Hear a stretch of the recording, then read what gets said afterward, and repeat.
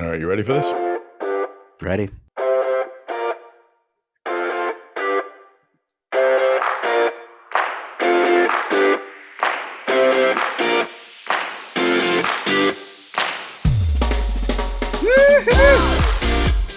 Hey everyone, this is Tom Salemi. Welcome back to the DeviceTalks Weekly Podcast. Great to have you here. Welcome if this is your first time. Got a great program for you. We'll get right into it. A few things I wanted to highlight. We'll be talking with Dr. Jim Min. He's the founder and CEO of Cleerly Health. This is a newish feature, or actually it's a brand new feature we're doing for the podcast. I want to try to take some deeper dives into VC deals. So we'll talk with Dr. Min about why he created the company and what he did to get ready to raise their recent $43 million round. And then in 2 weeks, we'll talk to a couple of the VCs that backed him, and we'll learn how they vetted the company and why they decided to invest. So I hope you enjoy that. A little later on, I'll speak with Jeremy Maniak. Jeremy is the CEO of Minnetronix, a CMO with a very cool new strategy. And it's one that I enjoy talking to him about. So I hope you'll enjoy both of those conversations. We'll have a little bit of news on our events that'll come right at the tail end of the NewmarkersNewsmakers. And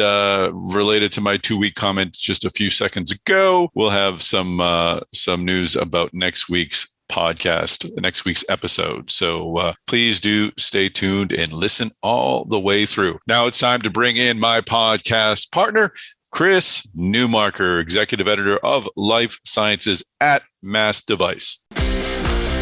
Chris Newmarker, how are you, sir? Doing well, Tom. How you doing, man? I missed you last week, Chris. How are the sniffles? Have they all gone bye-bye? You feeling better? It's all, well, I called you up and you heard me I was like, hey, Tom, let's do the podcast. So it was actually a good time. If I'd wanted to renegotiate my bill with Comcast or, anything like that, it would have been a good time. Like, hey, this cable bill's too high. You were in rough shape for sure. It was a rough time. We're finally pushing COVID back. So now we get to enjoy, now I get to enjoy all my kids bring home, maybe it wasn't the kids. Maybe it's just, we get to enjoy good old fashioned head colds again, part of the joys of America getting out of COVID. I think you should wear masks around your kids all the time. No. Or make them wear masks, even better. You know what? You go. Little kids love masks. Oh yeah, it'll be fun. Maybe especially I get dinosaurs on them, it'll be great. There you go. Perfect. Yeah. Dinosaur. Well, I didn't get to wish you I am on the mend though. Yes, feelings are feeling good. That's great. I didn't get to wish you a happy birthday. Oh, thank you. Belated happy birthday. Thank you. Yes. Another year. So yes, I got mine coming up on this week coming. So I guess where are you a Gemini then, or are you a Cancer? I'm a Gemini. You're a Gemini? I'm a Cancer, so that must be must be why we get along so well. There we go. Two Geminis can be Yeah, I don't think that would work. So yeah. There just be too much energy. It would just be like a supernova of energy. We have 4 people on a podcast. It's way too many. That's right. It's this All is right. good. We got it going well. So happy birthday to us. Happy birthday to us. Happy birthday to us. That's right. Yes, we both have PayPal and Venmo. Please, folks, feel free to send us many wonderful gifts. Not GIFs, not gifts, but gifts with an F. I don't want any dancing babies or no. No gifts. No. All right. I have no segue from dancing babies to the Newmarkers Newsmakers, so let us just roll into number 5. Number 5 on the list, we've got a story that ran in full on medical design outsourcing. It's about how contract manufacturers are fueling a expansion in Costa Rica. We've actually had a slew of stories about contract manufacturers opening up new facilities in Costa Rica, expanding in Costa Rica. It's a real trend. And it seems to be, there's always been a big med tech presence in Costa Rica. All the big companies, like everything from Abbott to Medtronic to Philips to whoever, has plants down there. You got contract manufacturers that move down there too, but it's just really growing a lot right now. And it seems like like some of the reasons are, it just seems like you've reached this kind of like critical mass where like, things are growing a lot down there, and the country has a lot to offer for contract manufacturing. I mean, they've got they in the past decade you had Beam One, now Steris and Sterigenics, open sterilization facilities there. The country has a really good education system. Everybody learns English. So you got a really good workforce down there to work with. A funny fact actually really cool fact about Costa Rica is that they abolished their military back in the 1940s and poured the money into education and other social programs. So it's really served them well. Nice, stable Central American country, with which I went on vacation there once myself. Very very cool country. So I'm sure some of those medtech executives that do manufacturing down there don't mind going down there and spending a few extra days and checking out the beach or like one of the hot springs around the volcanoes or whatever. So it's the jungles. I mean, you got monkeys, wildlife. It's very, really, really neat. So yeah, it's just good. It wasn't mentioned in the story, but I wouldn't be surprised if some of this too is just that all of the kind of supply disruptions we had in the pandemic might have gotten some companies thinking more too that they need to do more more manufacturing closer to the United States versus that's an interesting point. Heading over to China. I wouldn't be surprised if that's a little bit of what's going on too. And just as a final note, this story is by managing editor Nancy Crotty, which we're recording this on Thursday, and this is Nancy's last day. She's retiring, so she'll be really missed around here. She's done some fantastic work, but we wish Nancy all the best. She's going to be relaxing, enjoying the summer. Absolutely. No, she's been great to work. We've had her on the podcast once or twice, and we certainly wish her well. And I've never been down to Costa Rica, but I think a DeviceTalks Costa Rica would make a lot of sense. What do you think? An in-person meeting down there? All right. Sounds great. Let's do it. All right. So we're thinking probably January, February timeframe. I like that. That's a great idea. DeviceTalks Costa Rica. Let's do it. Let's make it happen. Let's make it happen. All right. Let us roll on to number 4, a little closer to home for me on the Newmarkers Newsmakers. Yeah, some really cool news for the medical device hub in Massachusetts, Tom. We got Vicarious Surgical, announcing the establishment of a new corporate headquarters in Waltham. It's going to house roughly 250 employees, but Vicarious is kind of like this hot robotic surgery company right now. They're going public through a special purpose acquisition company deal, a SPAC deal. The SPAC attack.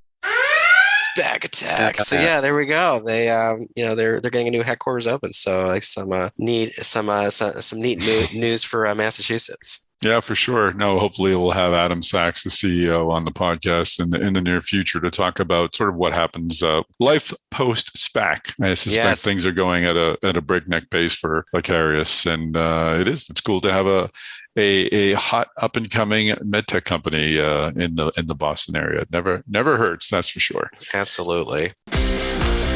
Now we'll bring in Dr. Jim Min of Cleerly Health. Again, we'll talk with Dr. Min about Cleerly Health, its creation, and what he did to get ready to raise $43 million in our next podcast episode. Then we'll speak with 2 of their investors, Justin Klein of Vinsana and Trip Peak of LRV Health, to understand how the investors looked at the deal and why they decided to invest. So now let's hear from Dr. Jim Min of Cleerly Health.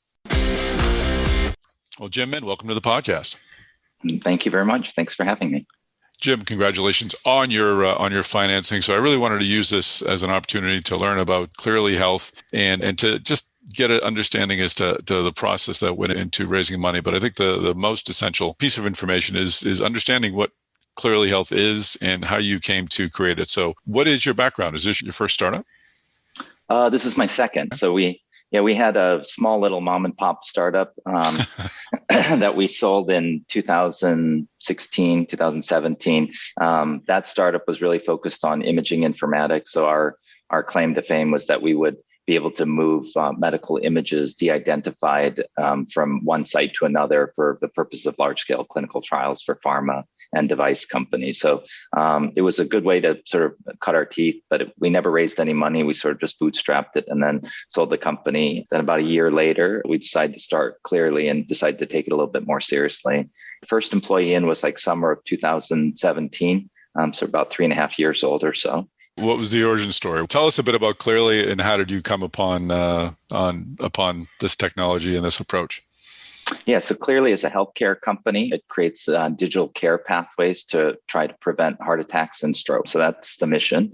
Very much a mission-driven company. My background is actually as a cardiologist by training. I trained at the University of Chicago. I came to New York in 2005 and took a job at Cornell Medical College and New York Presbyterian Hospital, where I worked for about 15 years before quitting to join the company full time. But at Cornell, we did three things that sort of informed the thesis of the company. The first thing that we did was we had a clinical cardiovascular disease prevention program called Heart Health.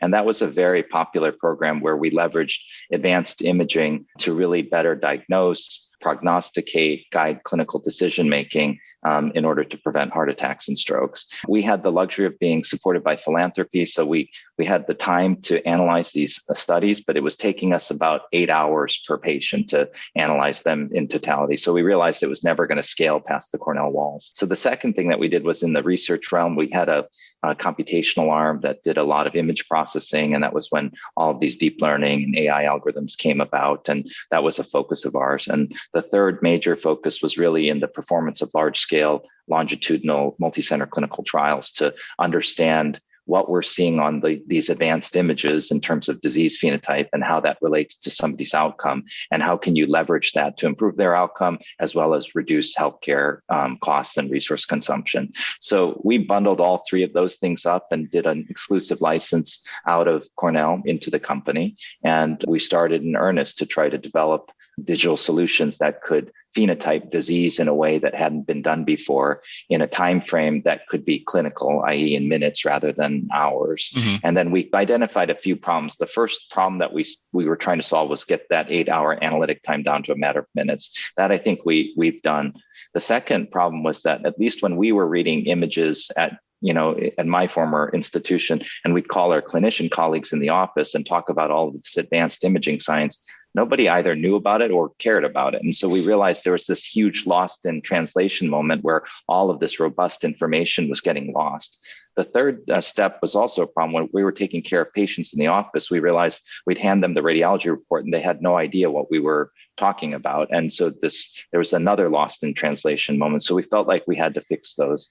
The fourth problem was we didn't really know how to treat actual disease and the different types of disease, because for 50, 70 years, we've been treating risk factors of disease. So we felt like we needed to solve that problem. And then the last was we needed an objective quantitative way to follow the therapeutic success of our lifestyle interventions and medical therapy. So that's sort of the 5-step pathway where we've developed sort of AI-enabled solutions that quantify and characterize the disease. Then we have the second software platform that's intended for clinicians to really empower them with the knowledge of the imaging science in ways that are actionable and that are easily digestible. The third is a lot of sort of innovative patient-facing tools to empower them with knowledge and improve health literacy. The fourth is in partnership with the American College of Cardiology. We've developed a series of treatment algorithms so that leverage the latest clinical trial evidence as well as the practice guidelines. And then the fifth is a software platform, again, when you undergo serial imaging over time, that we can track the success of your therapy. And if the disease has not been stopped in its tracks, that we can intensify therapy until we achieve success. So that's sort of the care pathway in a nutshell. That's amazing. So what is the status of your technology in terms of regulatory approval and availability?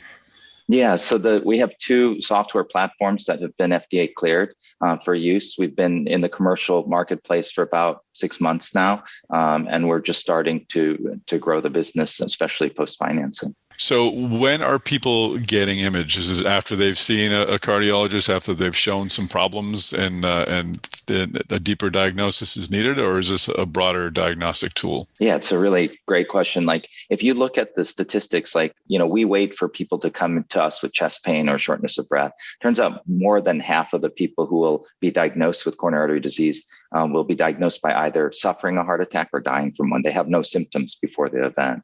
And so there's a very proactive community of people in the prevention community who've really sort of like our platform because it allows for the earliest diagnosis of disease at a point where you can stop it in its tracks. So it's sort of more a broader diagnostic. I think in the typical cardiology patient population, we also fit very well by providing very accurate and precise measures of coronary artery disease in ways that are actionable. So sort of across the spectrum of coronary disease presentation. So is this something that might be someday akin to a colonoscopy? At some age, you go and have this done so you can begin your sequence of images and to have something to track? Or and I'm sorry if I just need clarification. Do you wait until someone just is either they have one of the comorbidities or they've got some signs of problem? Yeah, that's a great question. Like that was the dream. Like when we left Cornell to start this company, it was really like, why are we using things to quote unquote screen or do early diagnosis that miss 70% of the population who are at risk? And so, like a mammogram for breast cancer, or colonoscopy for colon cancer, that we think that we've identified a method by which we can find people at the earliest states where the disease can be stopped. So in partnership, again, with the ACC, like we've developed and designed a randomized control trial that will take many years to finish, but we'd like to achieve the level 1A evidence to support the fact that this is a test that should be used in all patients at risk. So you have the regulatory approval to have it used, but you're going to conduct the trials to demonstrate its efficacy and effectiveness going forward. Yeah, I mean, we're scientists by training and by, that's sort of the fabric of who we are. And so we've got about 10, 12 multi-center clinical trials ongoing to prove out the power of the technology and that it's valid and precise and accurate. So we will never stop doing that. Like that's something that I think that, the new technologies have the burden to prove themselves. And that's something that we enjoy doing. So we'll continue to do the science. So what was the process like? You mentioned your first startup, you didn't need to raise outside capital. This time you said you wanted to I don't remember if you said you wanted to go big, but you decided capital would be necessary. But I'm wondering what that process like was to decide. How did you decide that you needed to raise the outside capital? Was it clear because of the size of the trials you needed, or with the ability to, with the FDA approval, did you consider not going forward with outside capital, or maybe non-dilutive capital like grants? Yeah. So we looked into doing the grants. As academics, we had a lot of NIH grant funding and things like that, but and they have the small business grants and things like that. They're pretty small and they do take quite a long time to apply for. And, so that if you need capital quickly, I think it's not the most efficient route. And then I also think that, if you want to scale the company into something that's meaningful, it's probably not sufficient to be able to grow to the kind of company that I think we desire to be. Sure. No, that makes sense. So once you decided that you needed the capital, what was involved in preparing the company for the kicking of the tires and all the due diligence that went with it? Yeah, there's a lot of diligence that goes on. It's like we talked about colonoscopies. It's like a digital colonoscopy, but I think what it does is it forces you to organize yourself, right? That data room that you prepare for the diligence really forces you to think about things and, all the components of your company and how it's organized, and to try to really right the ship and make sure that, every aspect of the company, whether it's regulatory, quality, or IP, or product, or commercial strategy, is really that you've thought through and that you've articulated and that you've put down on paper. So we found it to be a fairly useful exercise. So that was a lot of the preparation. A lot of preparation was in the messaging of really what are we trying to achieve, right? So, I think that our technology in particular can go in many different directions. And I think to be very careful, to be focused and make sure that we know exactly the path that we're going down and to deliver that message. I think those were probably the two major things. And then maybe there was a third, which is to get the team surrounding you, right? A company's not a person. A company is a collection of people who are, rallied around a common mission. So to get that team with the proper skill sets, because I certainly don't have them all, and make sure that you have adequate firing power to try to achieve on all of those different goals. Did you have outsiders or an outside firm advising you in all of these things, or did you already have a board of directors at this point? How were you able to take that good, honest look at yourself and decide what was necessary? We had a series of board members at that time. We selected them. They were extremely helpful. One of them is extremely well known in the field of cardiology at large. One was a former CEO of GE Healthcare Americas. One was is the current chief scientific officer at Microsoft Corporation. And so really like high-powered people who could help advise us on AI and machine learning, commercialization strategies, cardiology community perspectives and opinions. So yeah, we had some pretty good people around the table, and now I think that we've expanded that. So it's really nice to have that input. Yeah, that's some good advice right there. So talk a bit about the fundraising process itself. This is obviously a time where we're not road showing very much. I assume this was all done virtually over Zoom or Teams or whatever platform you're using. Yeah, we relied very heavily on Zoom. And, I can tell you, I've never really done the road shows, so it's hard for me to compare it, but this seemed to be a particularly efficient way to communicate with people. Like if you're doing that same pitch and you're going from one hotel to another or one venture firm to another, I think doing it on Zoom seemed to be very efficient. The thing that we lacked was the ability to actually interact and meet with the people. And that I think is there's a lot to be said for that. I think when we finally decided to partner with with the lead investor, we had the occasion to actually get together in person. That was really nice to actually meet somebody, have a meal with them before you make this really big commitment to each other. That's important for sure. So what sort of interest did you garner? Did you have multiple term sheets to consider? What was the interest like?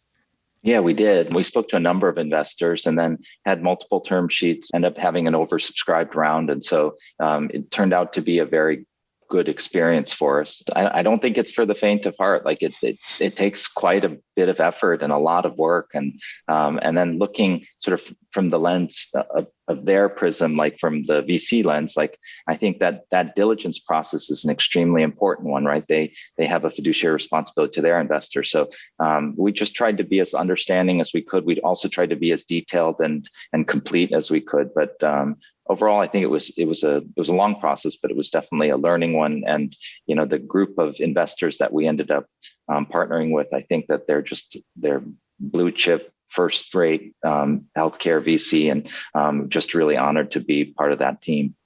Oh, that's great. With LRV and Vensana and New Leaf, definitely three great names.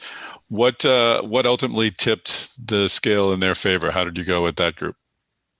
It was really the lead at Vensana. Like he's an MD, JD. He's just extremely thoughtful, just very smart, very thoughtful, very calculated, very deliberate, and, just really thought he was a good investor. And then we were introduced to him by another mutual friend of ours, and, just they spoke the same language. And so that was something that really came about. And then, as we shored up the syndicate, they were all like that. LRV was like that. New Leaf was like that. Digitex was like that. And so we just are, again, it sounds corny, but we feel very privileged to be part of this working team.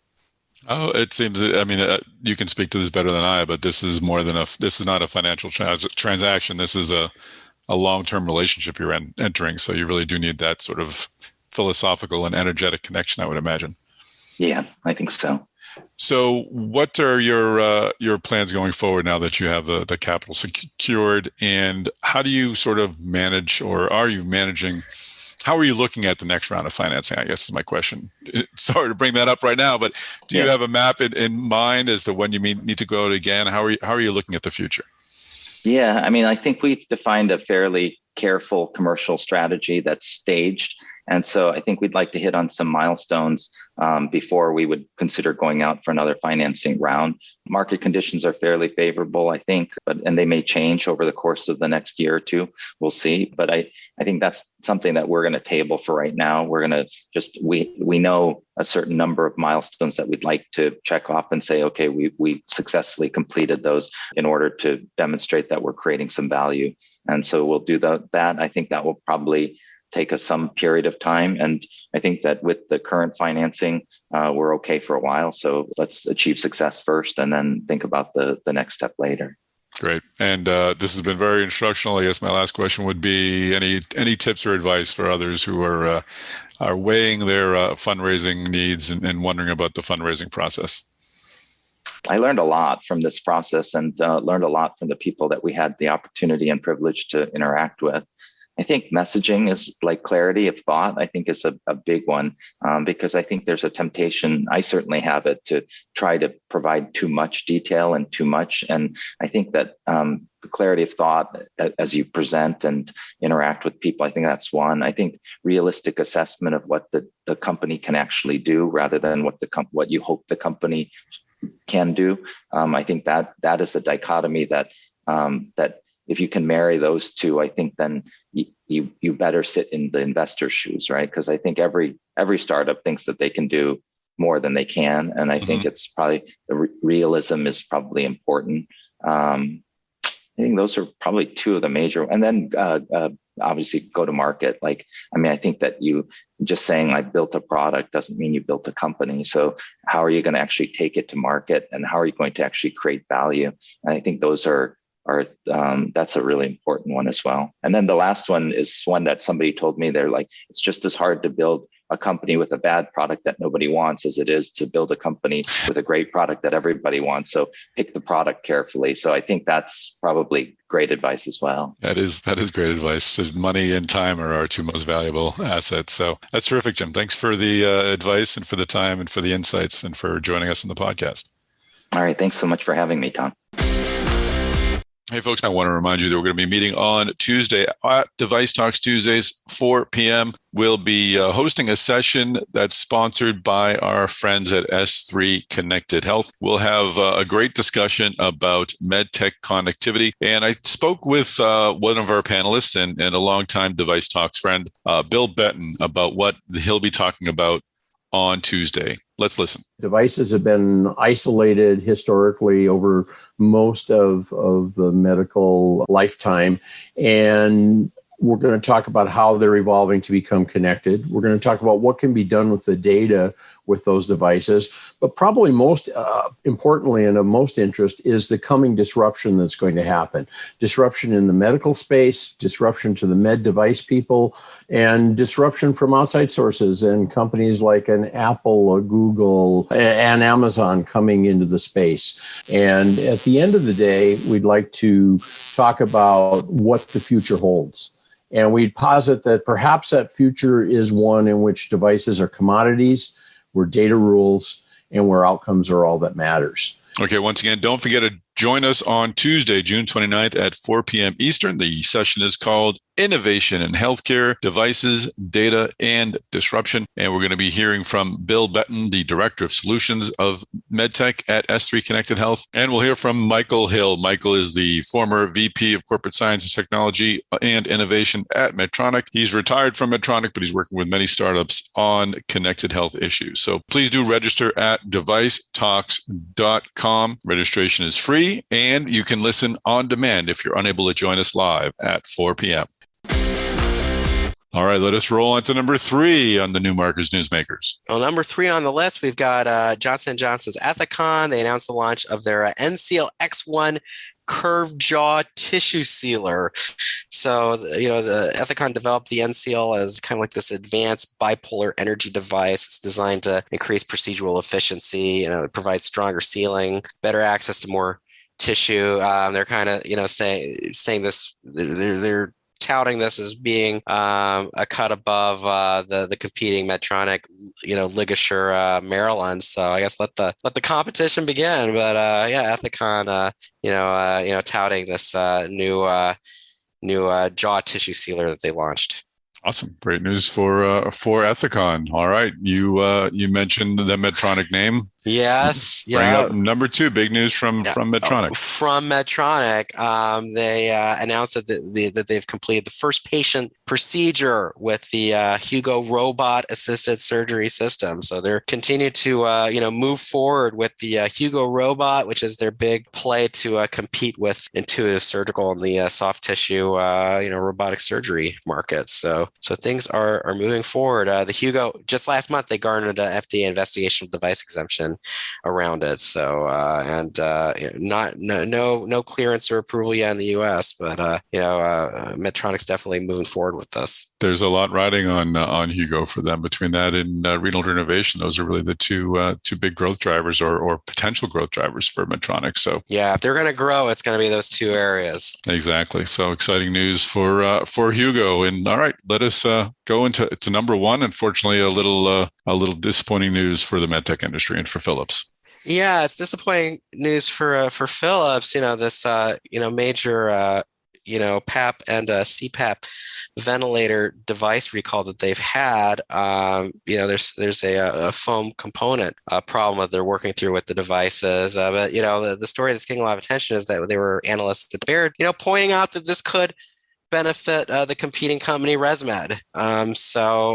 It's tough what Philips is going through. At the same time, this could. ResMed's already this really big player in the CPAP field, and this could provide them even more growth as Philips has to deal with this recall. So an interesting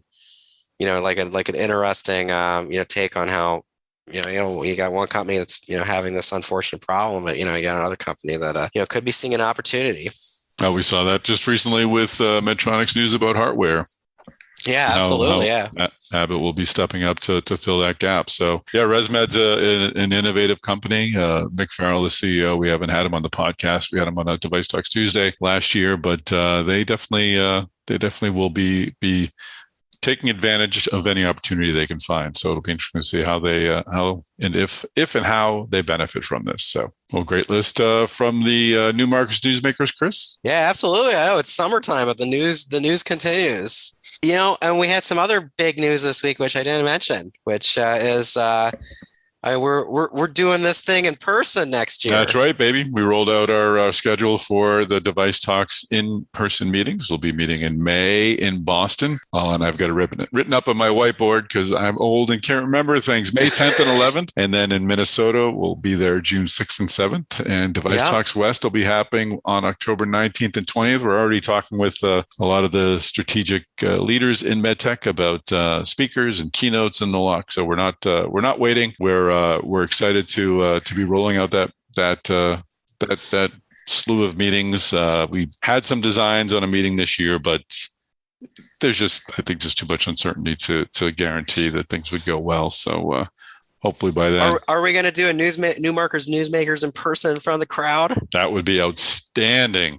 I think that's in the works. We're gonna have to so that if people are like who are those silly guys doing these newsmakers, they can see it in person. They can just be like, there we go. Yeah, that just confirmed everything I thought. I think about what was going on. I'll check with registrations, but I suspect that the news of that just sold out. We sold out every event, I'm sure. Just based on they just people have to be there or be square. So it's going to be great to see everyone in person and to really have an opportunity to meet after all this time. So it's going to be a lot of fun. If anyone wants to be part of it, feel free to connect with me on LinkedIn and let's talk. It's great to have MedTech all together in one building again.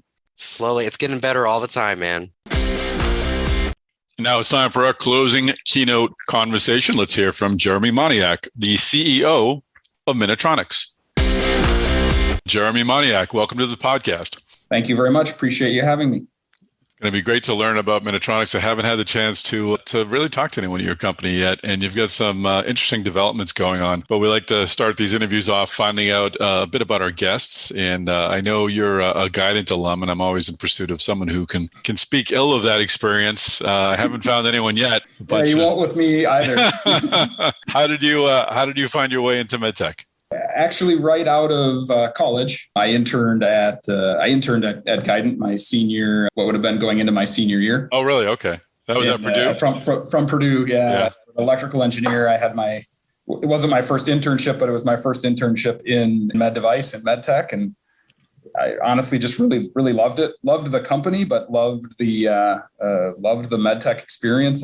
Prior to that, I had internships in little bit in automotive, kind of touched on that, but mostly probably I would say like defense. And though the technology pieces were really, really interesting and exciting, it just didn't have the same purpose and connection that you get working in med device. And I was hooked very much from the beginning. So then I came back to Minnesota. I was raised here, and then came back to Minnesota after my bachelor's degree at Purdue and joined Guidant. Was there all the way through until they were ultimately acquired by Boston Scientific, and then stayed for about a year after that. But no, it was great, very formative years, and a lot of fun. Learned a lot about culture, company culture, and how impactful that is at a very, I think, young age, which was, I think, has been probably a big component of kind of the way I lead and the way I do things now. There was an interesting exchange on Twitter about engineers and whether they're drawn to an industry that has purpose or whether they're more drawn to an industry that has technological challenges that keep their interest peaked. Do you have a feeling on that? And does MedTech sort of deliver on check both those boxes? Yeah, I think that's what's unique. It does actually check both those boxes. I think the technical challenges are unique. I don't know that you can get a better purpose, to be honest. And I think the technical challenges are there. I think maybe the only place where MedTech in some ways can be a little bit of a drag, and I think actually it's an interesting value prop for Minnetronix as we recruit new talent, is the velocity in med device. It's just slow, right? Mm-hmm. On the slower side, right? You got to go through regulatory hurdles and clinical hurdles and all these sorts of things. And so that velocity of just doing engineering work that a lot of engineers really, really like, it can be a little bit slower in the med device space than I think some engineers want. But I think it hits both, actually, the kind of the degree of difficulty of the technical stuff and solving new challenges, as well as the purpose, I think, being is excellent. So you left Boston Scientific in 2007, became director of R&D, and then vice president at Leptos Biomedical. And yes. From there, joined Minnetronix as vice president first, and then COO. What led you to Minnetronix? And tell us a bit about the company. As I said, we haven't had anyone from the company on the podcast before. Yeah, so Minnetronix, I'll just start with a little bit of background, and then I can share how I entered. It was founded in Medical Alley of St. Paul in Minneapolis, Minnesota, really 25 years ago. This is our 25th anniversary this year in 2021. So wow. That's exciting. I would say we have a deep history of partnering. It's been primarily and really always been a partnering company. We partner with large and small medical device sellers, the kind of the commercial companies throughout our history. Really developing, I'd say, core expertise in radio frequency and electromagnetic devices, optical devices, what we coined fluid and gas management. So think of cryoablation, those sort of things where you're moving fluids around. And then the kind of lastly, stimulation and wearable, kind of complex wearable devices. And so that's kind of the history, and basically I would say where our core essence aligns today. I joined the company about 10 or 11 years ago now, really to start some of what we call today is on our website is whole product solutions, which is essentially marketing to partner companies devices that are already done. And by done, I mean, they're regulatorily approved. Potentially some clinical trials have been done if that's been required. They're done by somebody else first, you mean? They're done by us. Oh, okay. They're done by us. That was so when I joined the company, that was really my mission was really to identify whether there was an opportunity there to add to the offering. Would customers essentially buy it? Did they want it? Was it filling a niche in the market? And we felt like it was. And then we really kind of honed in on the neuro space where you see some of our initial products.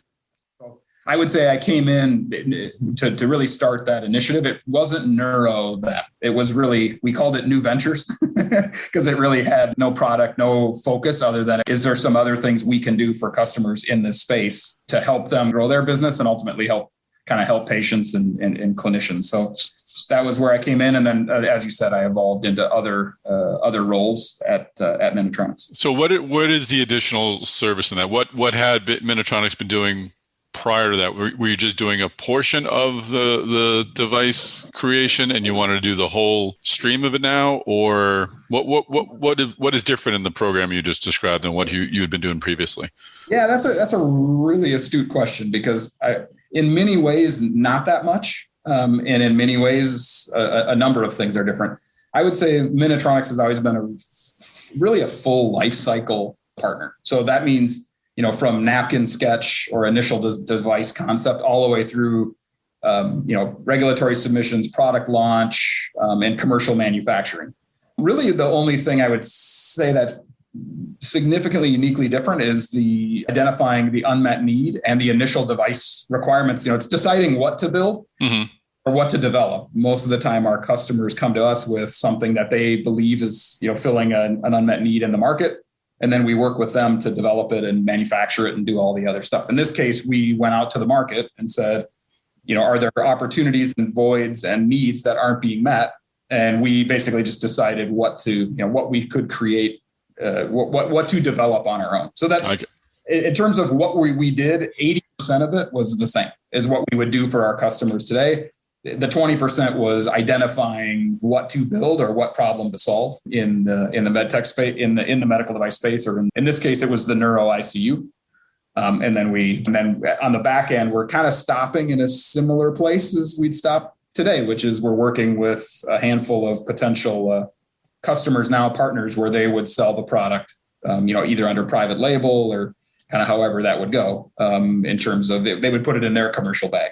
I understand. Okay, so that program you're talking about, basically doing the work, that device creation for yourself on a device that you've identified a need for, and the device that sort of got this conversation going was your Mind's Eye device that won a design award. Yes. Now, it's my understanding, is that the first device that you've created start to finish, or have you had others? No, that is the first. That is the first that we've had regulatorily approved. We have another one that's been in clinical trials that was actually, quote unquote, invented before Mind's Eye. It's just, it required about 2 to 3 years of clinical trials of, 50 to 70, I think, patients now, in the neuro ICU, which takes time. So that mission should be going in here this fall. But that one was actually started before, but the one Mind's Eye was the first one that got regulatory approval, and it'll be the first one to kind of launch with our partners here in the back half of this year is what. So talk to me a bit about this program, because it sounds really transformational for a company to go from working on helping others to make devices or helping others make devices to developing your own. I mean, you're really switching from a CMO to almost, I don't want to say an OEM, but you're a medical device manufacturer. Why are you pursuing that sort of shift in business, or that addition to business? And talk a bit about that transition, because they are two very different approaches, but maybe there are similarities. Yeah, I would say we see it as it's additive, to be honest. We see it as an extension of what we do today. We're not trying to shift from one business to the other. It's an extension of our relationship with our partners today. And that really comes down to it, from my perspective.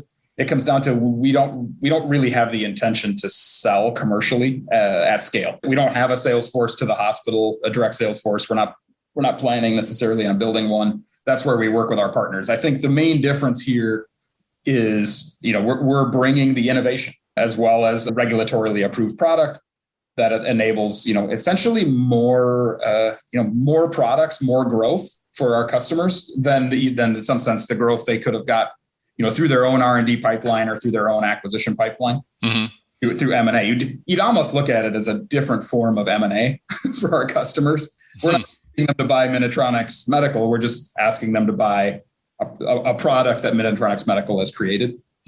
And that to me fundamentally is not that different. We're not trying to be an OEM. We're not trying to switch from being a partner to an OEM. So how are these? How is the Mind's Eye then sold? Who are your customers in that regard? Are you selling to distributors, or are you working with distributors to sell it? Or strategics, a strategic as a distributor. Would you contract with multiple strategics to sell it, or have an exclusive arrangement? I think that just depends on what makes sense. Most of the discussions, in this space, and we all know people like exclusive relationships if they're going to put the weight and the time in developing their sales force and training their sales force to sell a product. I think you could look at different things depending on different geographies, things along those lines. But we would, it could be non-exclusive, could be exclusive. I think we're still working through those sorts of terms now, in terms of what the actual T's and C's look like on some of these specific arrangements. Interesting. And what was the genesis of this program? What needed was there externally or internally to decide that you want to develop your own devices? Yeah, we really saw it as an opportunity to fill what we consider to be an innovation gap in the med device space. So if you were to peel a layer back on the sort of stuff we do, it's all in the neuro ICU, but it really, I would say one of the foundations of it is that it really looks after and tries to innovate in what we would call middle markets.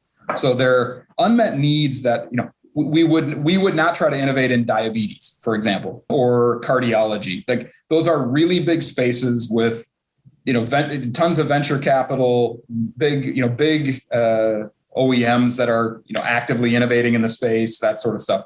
We saw a gap, I would say, in terms of, if you looked at outcomes with kind of patients or conditions that were $30,000 a year, $40,000 a year, $50,000 a year, in which maybe the market size is, $500 million, $500 million in that neighborhood.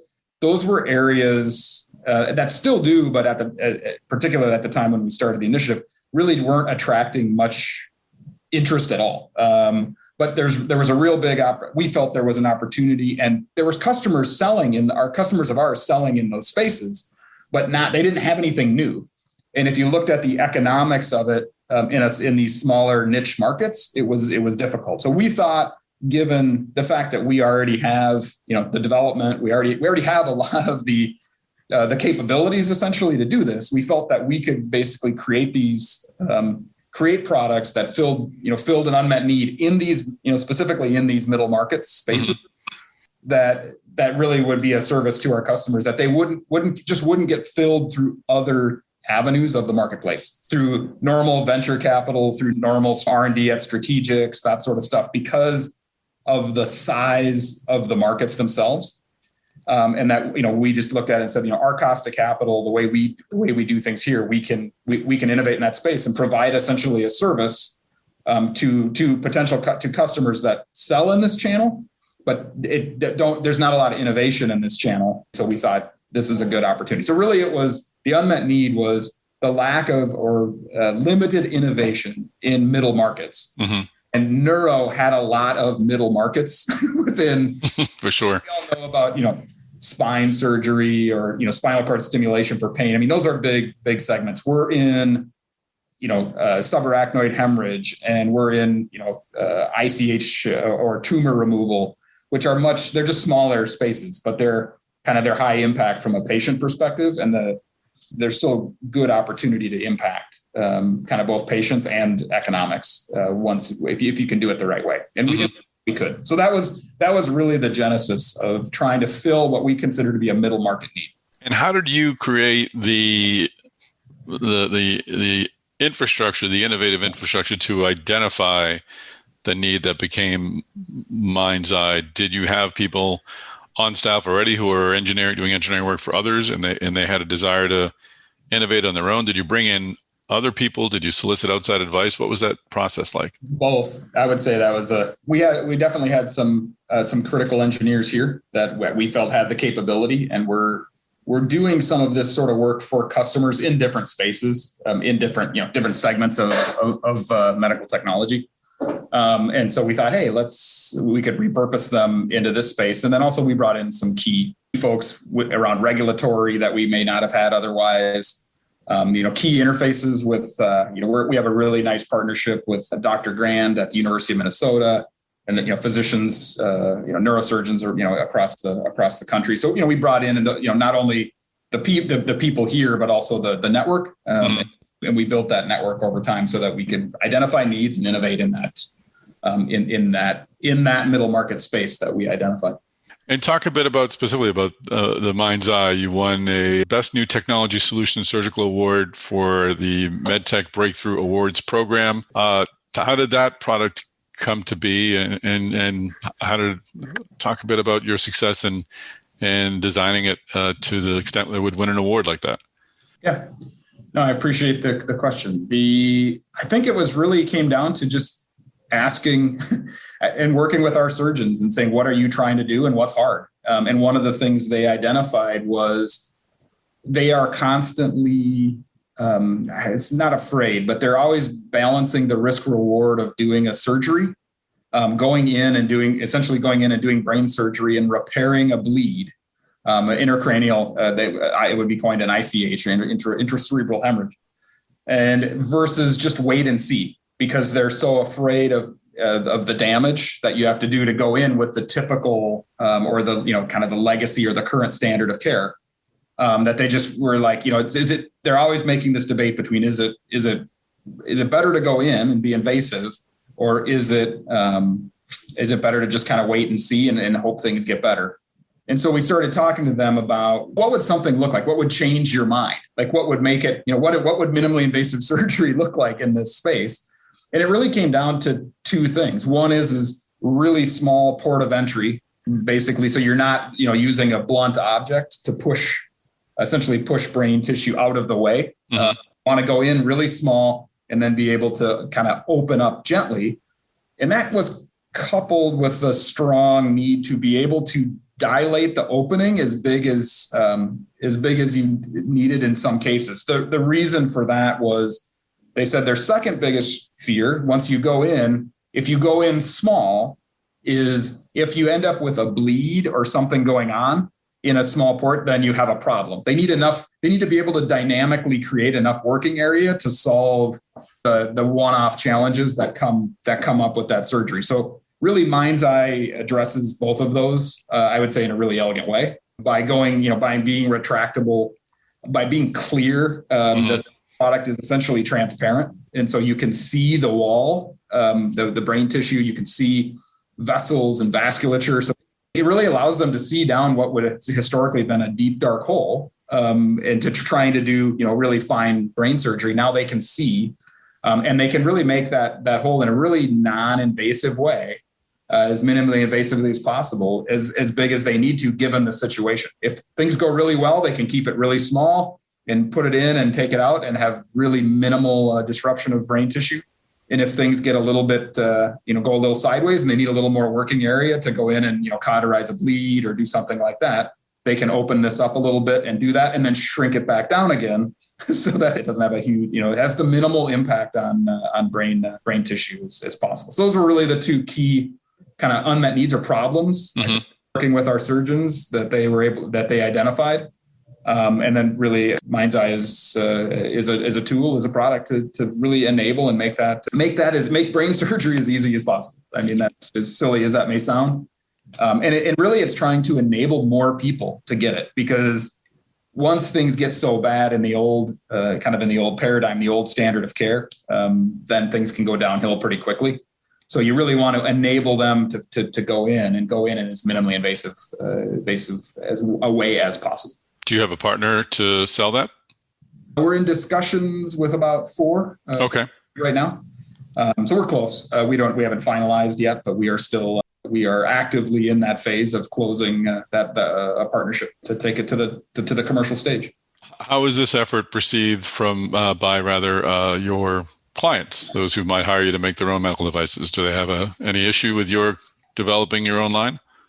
I think if we were competing in the sales channel against them, I think it's possible. I would say we've gotten more positive feedback than any sort of criticism at this point, because it really speaks to the understanding of how challenging this whole process is, and we understand it, and we can, all the services and all the talent that we bring to bear for this, we can repurpose to part. It is essentially the same, in many cases, the same talent that we bring to our customers and our clients for their products. Mm-hmm. The more knowledgeable we are, the better we can help. And I think they see that as a big value.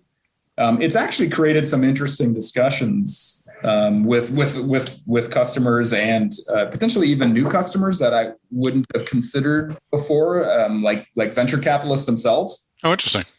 If you just come, basically, if we just give you an idea out of our think tank, yeah, guys do what you did with Mind's Eye on our idea. Like, can you just do everything for us? And then we don't. First, again, I think some of these are areas where, if you look at it as a middle market need, it really is hard to come up with an economic model that works with a return, given the kind of how much capital you have to put in, and then the essentially the sales price, if you were to do some M&A on the back end in these smaller markets.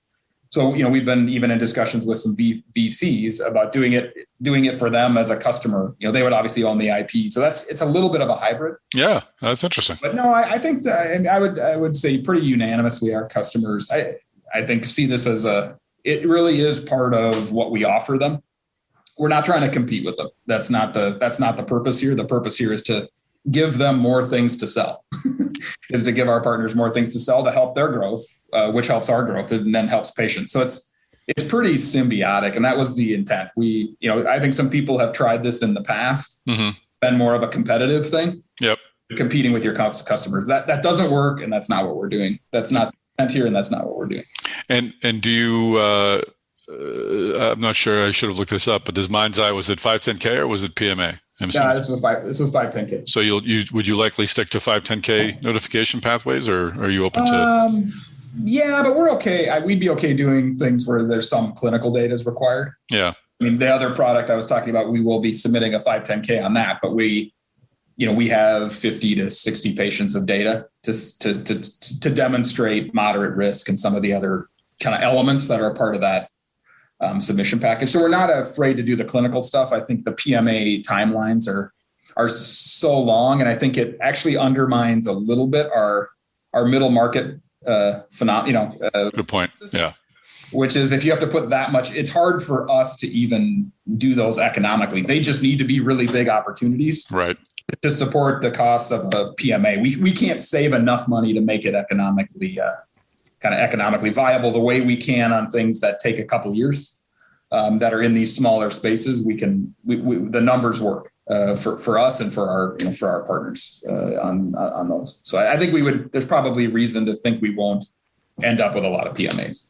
No, that makes sense. You kind of hit upon this in your answers, but I want to ask you the question to crystallize. What did this experience, taking a product from start to finish, what did it teach your employees as individuals, but kind of teach you as an organization? I have to think, to your point, it was very illuminating to kind of go through the process that many of your clients are going through as well. Yeah, I think I probably the simplest and easiest is, I think we are in the contract business, the partnering business. It's a lot about requirements, right? I mean, it's a lot about what do you need us to design? What do you need us to build? And then we can go do it. And I think it's always a struggle, right? I mean, our customers don't always know exactly what the requirements are because they're going through this innovation loop kind of along the way. And I think we learned a lot. We learned that is very normal, and it's just part of the process. It's not something to be frustrated with. It's just part of the process. Those iteration loops, the requirements changing, for a while through the process. I think that was really important for our organization to even if they weren't directly involved, they got to, see it and participate in it in a way that I think is helpful for them to put our customers' challenges into context, and what our customers are challenged with. I think they got to see that, hey, when we did it ourselves, we have the same challenges, and those are just real challenges. And then I think it helps us work partner with our customers better across all of our products. And because it's not about, you need to lock down requirements, for example, it's about how could we help you figure this out so we can lock down requirements. It changes the conversation from one of, you need to do this, to how can we help? Because I think we were able to see that challenge as just a challenge of product development. It's not a customer or Minnetronix problem. It's just a challenge of developing a product in the space. And so I think that was really beneficial for the whole organization of, hundreds of people, even though, 5 or 10 were working on this specific product. Excellent. Final question. It's literally more of a bricks and mortar question, but you can tie it into the future of the company. You went through you've got a new headquarters. I don't know if you renovated or if you moved to a new spot. I saw the slideshow on the Business Journal. It looks pretty sharp. What were you going for with the redesign? Because you've got a basketball court and some kind of cool workspaces. And sort of what does it say to where Minnetronix is heading going forward? Yeah, I think it's intentionality. I think it's intentionality around brand. It's intentionality around culture, and how we want to be perceived in the market. And I think that was all woven in to this redesign. Aside from just giving us the growth space we needed to grow at our, continue to grow at our, whatever 15%, 20%, which is what we expect and what we think we can do going forward. So we needed to obviously expand, but at the same time, I think taking that space and turning it, into a space where culturally our employees want to be here. It feels right. It promotes collaboration, promotes innovation, promotes, unity and working together to solve the tough problems that exist in the space, that exist with working with these technologies. And then, have something that, when we can bring customers in and they feel that same vibe.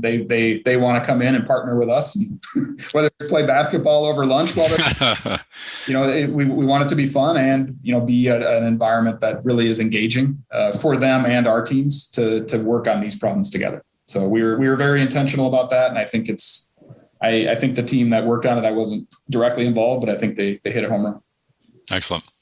All right, Jeremy, it was a pleasure to have you on the podcast. Thanks for joining us. Thank you very much, Tom.